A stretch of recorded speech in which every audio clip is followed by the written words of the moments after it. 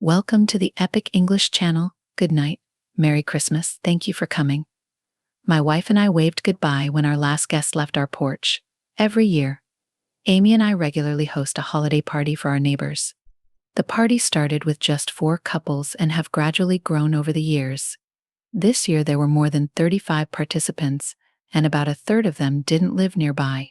I believe the increase in attendance is largely due to the increasingly intense consumption of alcohol and silly late games that have become a long-awaited event.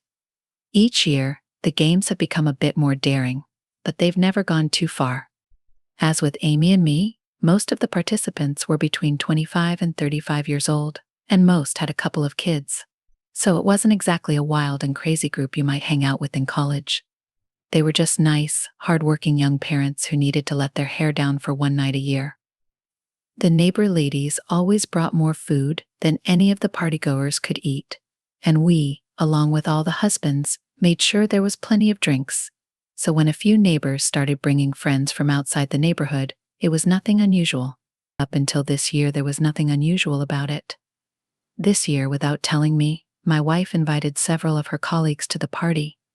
Among those she invited was Ron Stevens. Ron was her partner in the external sales department of her company. They had worked together for the last 5 years and had grown very close, perhaps a little too close if my suspicions were correct. They often traveled together and attended weekly external sales conferences twice a year.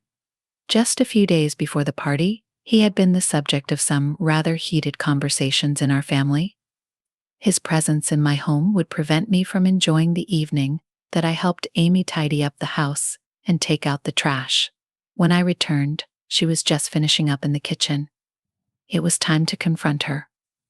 "So what made you think that inviting Ron and your other colleagues to our neighborhood party was a good idea?" "I like these people, so I thought it would be fun to invite them here. I think they all had a good time and got along well with everyone else." "What's the problem, really?" "Amy, you know how I feel about your relationship with that guy, and you invited him into my home. This is my home too, Mark. I can invite whoever I want to my party. I don't need your permission. So you think it's normal to put me in an awkward position by showcasing your boyfriend in front of your colleagues and our friends? You think I didn't notice the smirks on your colleagues' faces and the raised eyebrows? What are you talking about? I've told you 50 times. Ron is not my boyfriend. No one was smirking at you. This is just your ridiculous jealousy, and I'm sick of it. Do you think no one saw you sneaking upstairs with him? What were you doing? Amy, why did you need to be alone upstairs with Mr. Wonderful? Go to hell. We didn't sneak upstairs. He needed the bathroom and the one downstairs was occupied. I just showed him the guest bathroom. I was up there for no more than a minute or two. For God's sake, you're being ridiculous." "Another lie. You were gone for over 30 minutes, I know? Because your shameless accomplice Gail was trying to keep me distracted. So I wouldn't notice you slipping away with Ron? I saw what she was doing, and that's why I was watching the time. You're insane." Galil was probably just trying to be friendly. Only God knows why she even bothered with you. I noticed she didn't respond to the accusation of lying. She was a skilled negotiator, but apparently a less skilled liar. Amy surprising me by inviting your boyfriend. Here was a low blow and the last straw. I won't put up with your lies and disrespect anymore.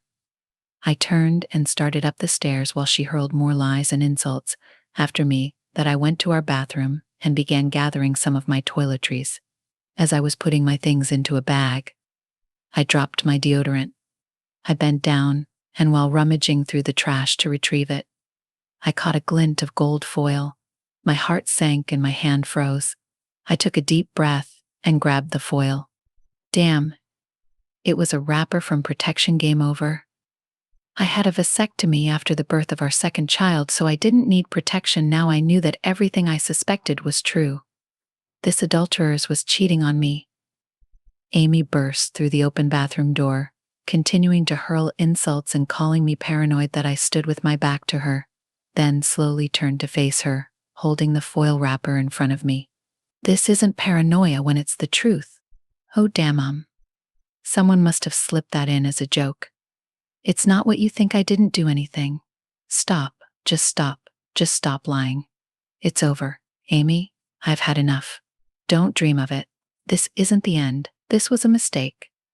This wasn't part of my plan.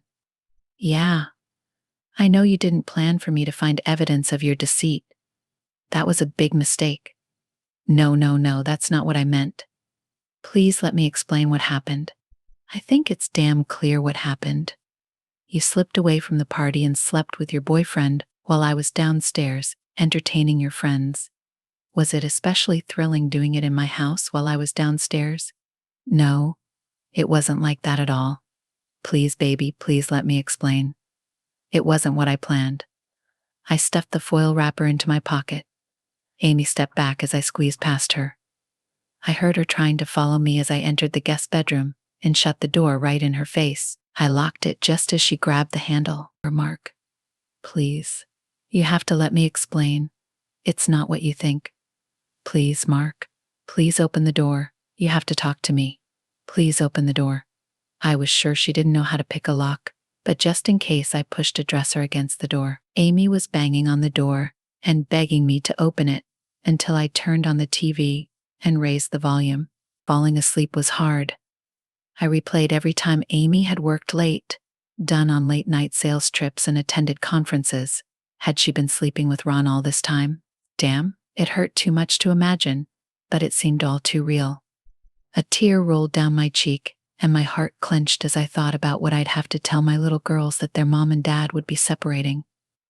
Damn, how could she do this to our children? How could she be so selfish? What could have driven her to fall in love with another man? Was I a bad husband? Why? Why is this happening? Questions, doubts, pain, disappointment. It was agonizing. I hardly slept. It felt like only a few minutes had passed before the morning sun burst through the window mocking me. I threw off the blanket and got out of bed. I had a lot to do this. Sunday morning, I moved the dresser and stepped into the hallway. The door to her room was open. I leaned just far enough to see Amy still sprawled across the bed. I closed the door and headed to the guest bathroom to pull myself together.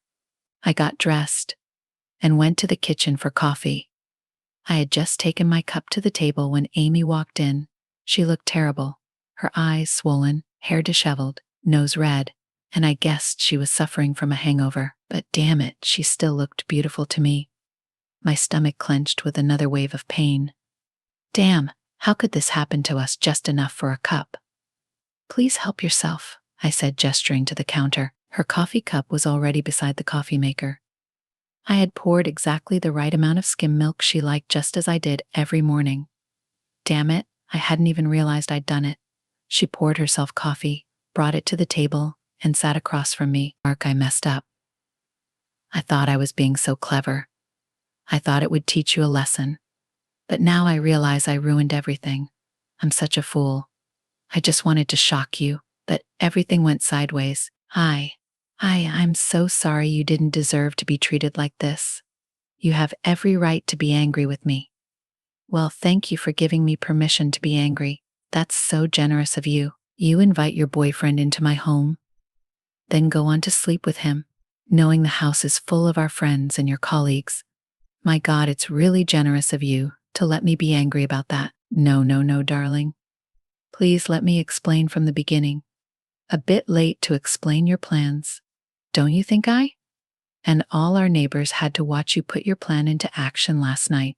Oh my God. Amy jumped up and rushed over to my chair. She grabbed one side of it, turning me away from the table, then quickly straddled me and wrapped her arms around my neck. Please, baby, you have to let me explain this. Please just give me 5 minutes. Please, Mark. I pulled my head away from her face, from her lips, as she tried to kiss me on the cheek. As she pleaded with me, tears streamed down her face. I was so angry I nearly stood up and pushed her off her cheating backside. But I knew I could never bring myself to physically hurt her, even if she fully deserved it. I just couldn't do it. I mean, what kind of cowardly weakling would I be to harm a woman? I took a deep breath and exhaled slowly. Fine, Amy, 5 minutes now. Please get off me. 5 minutes, and I'm not moving an inch. I can't risk you leaving before I tell you everything.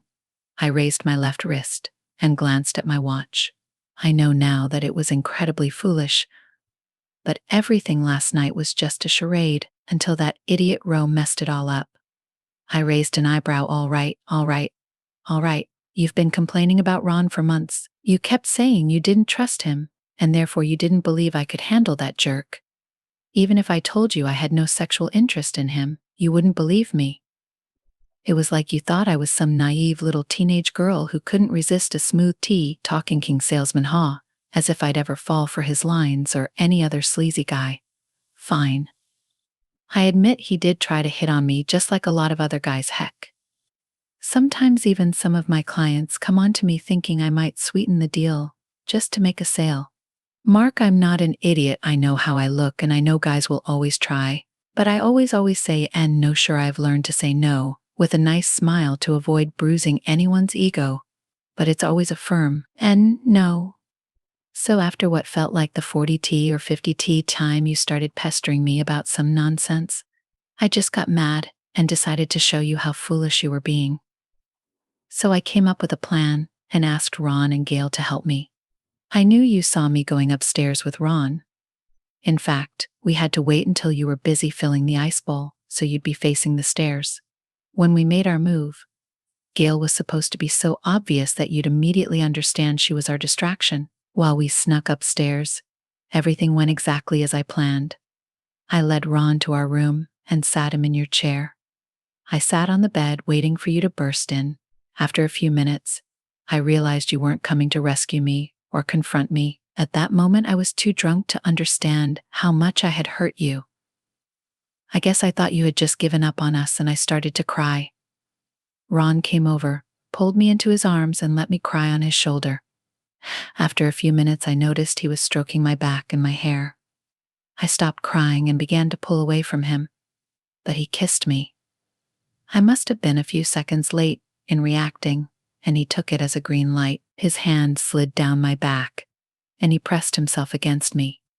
I pushed into his chest, and he broke the kiss, but still pressed against me. I pushed harder and we pulled away from each other. I growled at him and asked what the hell he was doing. He smirked and said, "Come on. I know the plan was just a ruse to lure me here. Well, now that we're here, let's get down to business." As he was talking, Ron dropped his pants. That idiot had already put on protection. I leaned down, took off my heel and threw it at him, hitting him in the chest. He flinched and looked at me, finally noticing the anger on my face. Then he just turned and ran into the bathroom. He must have gotten rid of the protection, flushed it, and tossed the wrapper in the trash. While he was in there, baby. I had no idea that idiot would pull such a stunt. I told Gay what he did and she tore into him and made him leave with her. I can call her and she'll confirm everything. I just looked at her very slowly. I stood up, wrapped one arm around her, and lifted her off my lap. I let her go, took my cup, and walked over to the coffee maker. As I refilled my cup, she slipped up beside me. "Mark, please talk to me. I know you're angry about what I did, but I didn't cheat. I told you what happened. I never touched him. Like most of us, he was a little drunk last night, and messed up. Kissing and making a scene was definitely not part of my plan. He's an idiot, and I don't want to create any issues at work. But on Monday, Gail and I will make sure he pays for his stupidity." "Oh, honey, I'm so sorry. Will you ever be able to forgive me?" I studied her for a moment. "So you're telling me that you staged your little secret walk up the stairs to make sure I would witness it? You expected me to be so furious that I'd rush up to our bedroom to stop my defiant wife from sleeping with her boyfriend on my bed. Then when I burst into the room and found the two of you just sitting there innocently chatting, I suppose you planned to laugh and mock me for being a jealous husband. Let me guess, Gail was going to lead the rest of your colleagues up the stairs behind me, so they could all join in laughing at your foolish paranoid husband. Maybe the whole group would make such a scene that the rest of the party would rush over to see what was happening, and then all my friends and neighbors could join in the laughter at the jealous fool. So that was your plan. You thought that by humiliating me in front of everyone, you'd teach me once and for all to trust you and never doubt your loyalty to me. I just wanted you to finally see how wrong you were about Ron, how you kept jumping to the wrong conclusions, and how much it hurt me when you believed those things about me. I guess I thought our little prank would be an effective way to show you just how wrong you were. So when I didn't rush up the stairs and barge in on the two of you, it ruined your fun and made you so angry that you had to punish me in another way. So you came up with a perfect way to teach me a lesson, to show me who's in charge, to put me in my place. Amy turned pale. What do you mean? What lesson? What are you talking about? You know that you actually let Ron have you on my bed while I was downstairs playing the gracious host. That must have been a truly delightful revenge for me ruining your plans. Oh, good Lord, here we go again. I told you what happened. Yes, you told me your version of what happened, not the full version. Since you left out a few details, I'm sure you and Gail spent a lot of time last night reworking that version to include just enough truth, just enough to make it sound believable. I have no idea what you're talking about. Listen, Mark. I said I was wrong. Please, baby, let's just forget my stupid plan and stop fighting. Oh, I don't think so, I said, pulling a small plastic bag out of my pocket. This was your revenge. This is the part of your story. You didn't tell me. This proves that I can't trust a word you've said. Amy looked at the bag, trying to see what was inside. I held it up, letting it sway slightly between my fingers. She squinted, then she saw it. I smiled, seeing the shock on her face. He really is an idiot. He tied it off before flushing. The trapped air bubble kept it floating. I got up in the middle of the night to use the bathroom and found it still there in the toilet. That fool didn't even bother to check if it had gone down. Oh my God, Amy stared at me, her mouth open. Yes. I suppose that when I didn't fall for your little trap, you were so angry that when that idiot waved his protected self in front of you, you decided to teach me a lesson by actually sleeping with him on our bed. Then, after you had your fun with him, you realized I wasn't supposed to find out. So you kicked him out of the house and later called Gay to work up the story. You tried to sell me. I assume Gay spent all morning spoon-feeding your version of events to your boyfriend. Amy lowered her head. I had the wrapper and the protection. She had no way to spin her cleaned-up version of what happened to explain it. Away? Defeated? She took a deep breath. I'm sorry I lied to you. You're right, when you didn't rush upstairs, I lost my temper and wanted to punish you. I was just drunk enough to thoughtlessly let that idiot Ron have me bent over our bed. It seemed like a good way to teach you a lesson. I know it was stupid, right? Damn, everything I did was stupid. My plan to put you in an awkward position was stupid. That idiot Ron was a fool. I really messed everything up. As she lowered her head and began to cry, I thought about what this meant for our future. Was this the end for us?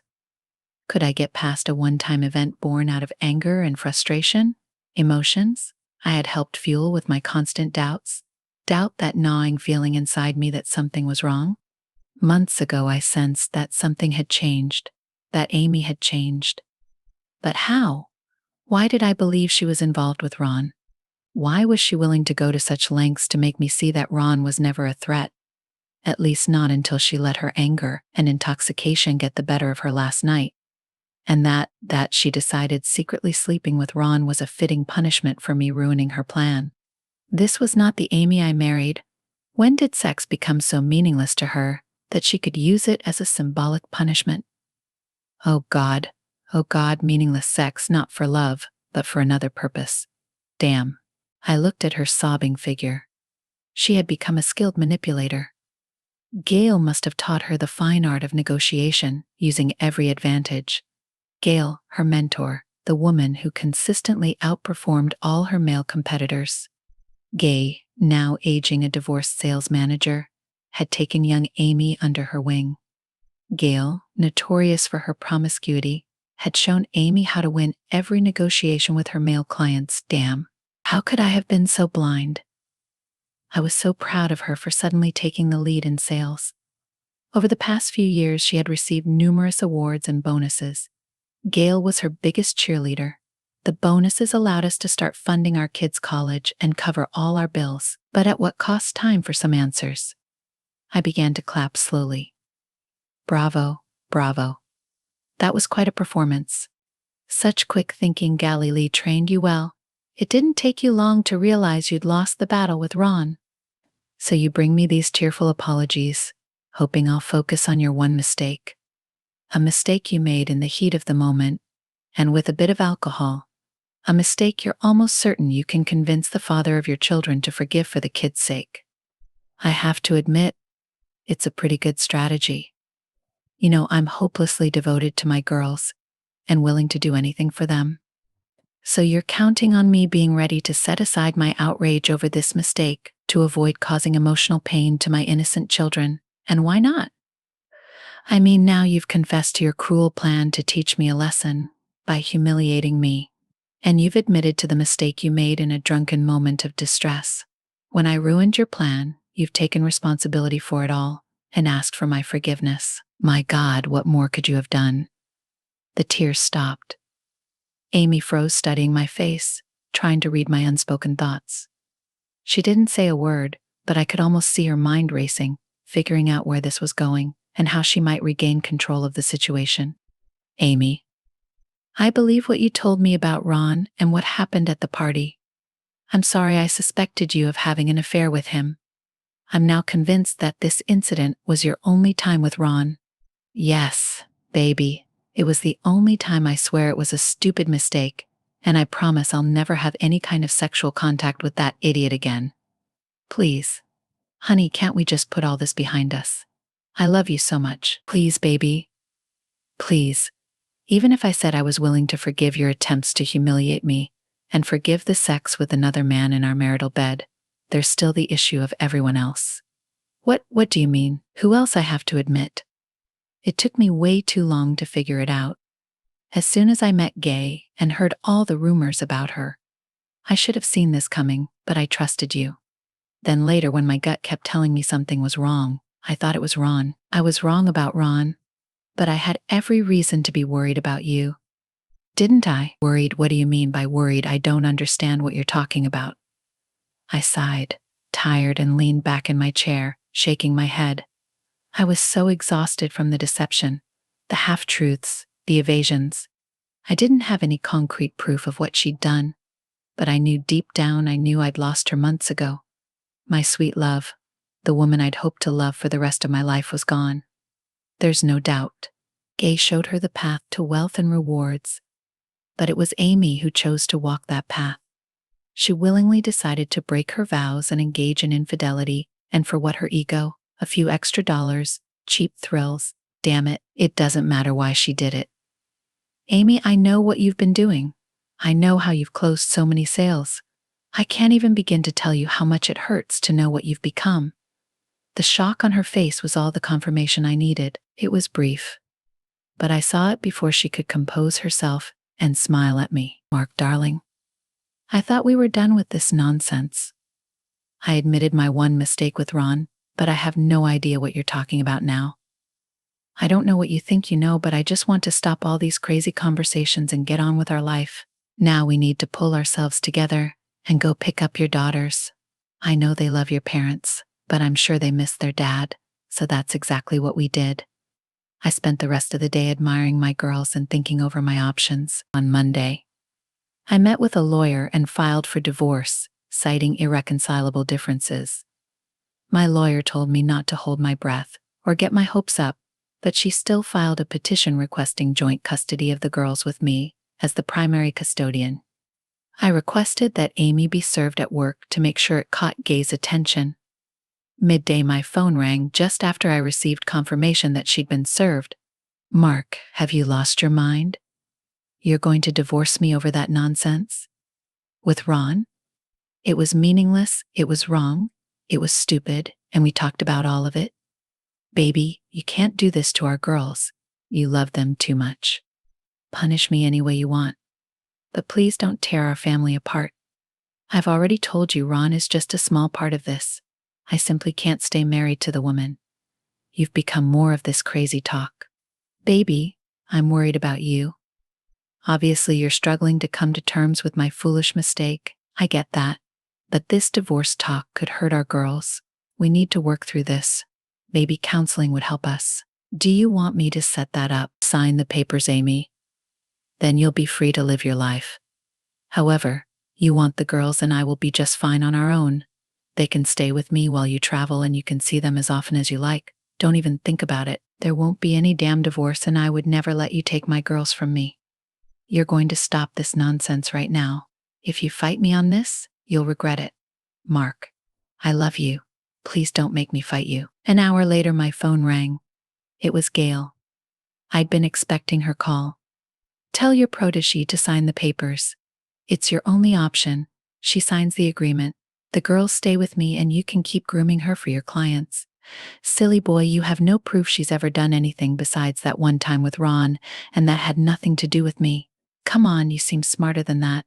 I don't need proof. I just need to make this claim very loudly and publicly. She did it so often that I'm sure at least one of your competitors will be eager to spend the time and resources to find the evidence needed to file a complaint that would trigger an investigation. And you certainly don't want an investigation right now. Do you piece of shit? You'd really do this. You'd destroy her out of pure revenge. You know, the girls will suffer too if anything comes out about their mother. She'll sign the papers or I'll go public and gay. If this goes public, I'll be sure to include your role in her training and mentorship. You coached her on how to become the new adulteress in sales for your company. Taking your place since you're getting older. How do you think the board of directors would feel about that? Tell her to sign and she'll listen to you. My lawyer received the signed papers. A week later, Amy moved into a nice apartment about 2 miles from our home.